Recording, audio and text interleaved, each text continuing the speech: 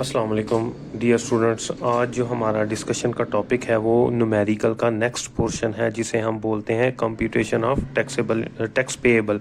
उससे पहले जब हम टोटल इनकम कैलकुलेट कर चुके होते हैं तो टोटल इनकम डिफाइंड है कि तमाम इनकम्स जो डिफरेंट हेड्स के अंदर आ रही हैं, जैसे सेक्शन 12, सेक्शन 15, सेक्शन 37, 18, 37 और 39, उन सब का जो मजमुआ है वो टोटल इनकम कहलाता है।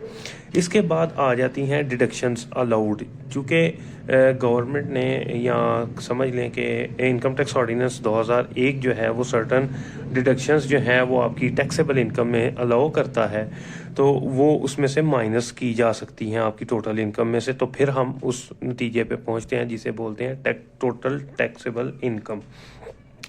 अब ये कौन कौन सी डिडक्शंस अलाउड हैं? वो सबसे पहली ज़कात डिडक्टेड और पेड। इसमें वो ज़कात शामिल है जो ज़कात एंड ड्यूशन ऑर्डिनेंस 1984 के तहत 1980 के तहत काटी जाती है, यानी 1980 के ज़कात और उशर ऑर्डिनेंस के तहत।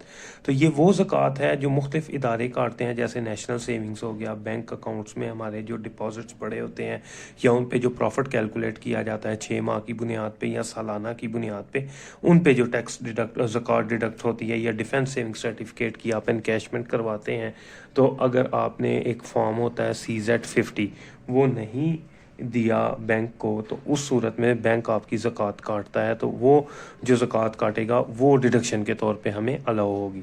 आगे है participation to worker welfare fund, दूसरी अलाउड एग्जेम्पशन जो है। Participation to worker welfare fund से मुराद आपकी जो वर्कर वेलफेयर फंड है उसमें पार्टिसिपेशन है। ये इसको आपने मिक्स नहीं करना जो आपकी प्रोविडेंट फंड और ग्रेचुइटी की पेमेंट्स है।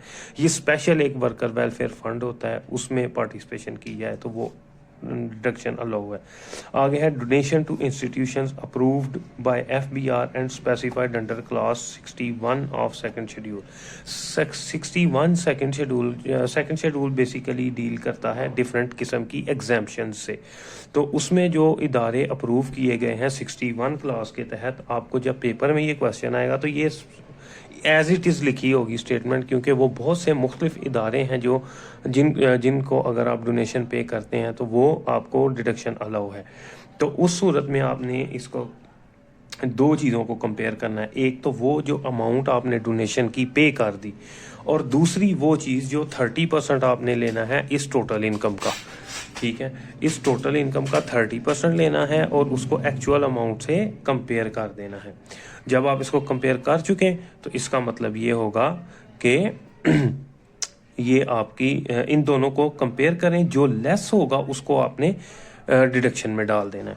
आगे profit on debt for acquisition of house या कंस्ट्रक्शन ऑफ न्यू हाउस, यानी ये नहीं हो सकता, अलाउ नहीं है कि आप अपने पुराने घर को मेंटेन करने के लिए या उसको एक्सटेंड करने के लिए कोई कंस्ट्रक्शन लोन लेते हैं। अब अच्छा, इसमें सिंपल सिर्फ और सिर्फ वो आपका प्रॉफिट ऑन डेट शामिल होगा जो आप सिर्फ इस पर्पस के लिए लें कि मैं नया घर या तो परचेज कर लूँगा या जो पुराना घर है जो नया घर है उसको ज़मीन पे मतलब जो प्लॉट है उस पर कंस्ट्रक्शन करूं। तो उसके लिए आपने तीन चीज़ों को कंपेयर करना है। फर्स्ट ऑफ ऑल आपने उसको कंपेयर करना है एक्चुअल अमाउंट के साथ। ये हो गई, उसको 20 लाख से या 50% ऑफ टैक्सेबल नहीं, टोटल इनकम इधर भी आएगी। ये बुक में मेरा है टोटल इनकम ही लिखा हुआ है, मुझसे गलती हो गई होगी। ये इस टोटल इनकम का आपने 50% लेना है और इन तीनों को कंपेयर करें, जो लेस होगा वो आपका डिडक्शन के तौर पे अलाउ हो जाएगा। उसके बाद आ जाते हैं तमाम एजुकेशनल एक्सपेंसेस जो आप अपने बच्चों के ऊपर करते हैं, या फीस, ख़ास तौर पे फ़ीस, ट्यूशन फ़ीस जो है, तमाम नहीं ट्यूशन फ़ीस, ये मिसकंसेप्शन रहेगी। अब आपको अगर पेपर में ट्यूशन फ़ीस दी है तो फिर आप इसको कर सकेंगे। क्या करना है, 5% ट्यूशन फीस का लेना है या उसको कंपेयर कर लेना है 25% ऑफ टोटल इनकम से। ये एक्चुअली बुक में टैक्सेबल इनकम लिखा हुआ है, हालांकि ये गलत है। यहाँ पे आपने टोटल इनकम लेनी है जो ये आप कैलकुलेट करेंगे।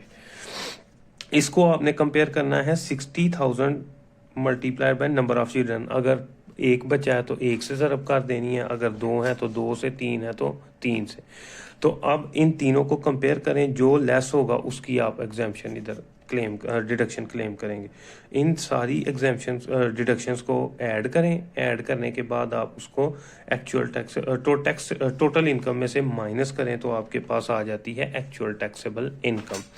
उस एक्चुअल टैक्सेबल इनकम में अगर आप ऐड कर दें share from AOP if given in the question, ठीक है, तो फिर आपके पास आ जाती है taxable income for rate purpose, taxable income for rate purpose, इनको दोनों को ऐड करने के बाद ये। अब हम इसकी एक प्रैक्टिकल एग्जांपल देख लेते हैं अज्यूम्ड फिगर्स के साथ, यहाँ समझ लें हाइपोथेटिकल फिगर्स के साथ। इसमें देखें, फर्ज करें आपकी टोटल इनकम आ जाती है 17 लाख। अब 17 लाख अगर इनकम आ जाती है तो अब उसमें से डिडक्शंस अलाउ कैसे करनी है। अब ये है ज़कात डिडक्टेड अंडर क्लास ज़कात उशर ऑर्डिनेंस 5000, वो कट गई। पार्टिसिपेशन इन वर्कल फंड, ये तो सिंपल है। अब डोनेशन वाली बात जो है वो आ गई, उसमें हमने क्या करना है, टोटल इनकम जो हमारी 17 लाख आई थी उसका 30% लेना है और जो हमने डोनेशन पे किया उसको कंपेयर करना है 4000। तो देखें 4000 उससे कम है 51,000 से, तो हम उसको 4000 मतलब डिडक्शन क्लेम करेंगे। अब एक इम्पॉर्टेंट चीज़ जो आपने याद रखनी है, एजुकेशनल एक्सपेंसेस। ये इधर तो कैलकुलेशन इसलिए की है कि अगर फ़र्ज़ करें हो जाए, मतलब ये पेपर में दी हो तो फिर किस तरह करनी है। 5% लेना है 1 लाख का, वो आ गया 5000। 25% ऑफ बुक के क्या अंदर लिखा हुआ है, टैक्सेबल इनकम, जबकि मैंने आपको पहले बताया कि इधर टोटल इनकम है। ये इसलिए लिखा था कि आपको समझा सकूं मैं। 25% किसका लेना है, पूरे 17 लाख का लेना है आपने, ठीक है। या 1,20,000, यानी 2 बच्चे हैं तो 3 है तो 1,80,000, जो लेस होगा उसको आपने डिडक्शन क्लेम करनी। लेकिन यहाँ पे आपने एक चीज़ जो याद रखनी है, ये इस सवाल में बनता ही नहीं था क्लेम करना। अगर फ़र्ज़ करें ये 17 लाख इनकम आपको दी हुई है और एजुकेशनल एक्सपेंसेस की फ़िगर भी दी हुई है, तो आपने ये नोट देना है, जो मैं यहाँ पे उर्दू में लिखूँगा और आपको बता भी दूँगा, बट पेपर में आपने इसका नोट देना है कि ये जो डिडक्शन है वो सिर्फ़ और सिर्फ उस सूरत में अलाउ है जब 15 लाख या इससे कम आमदन है तो, ठीक है।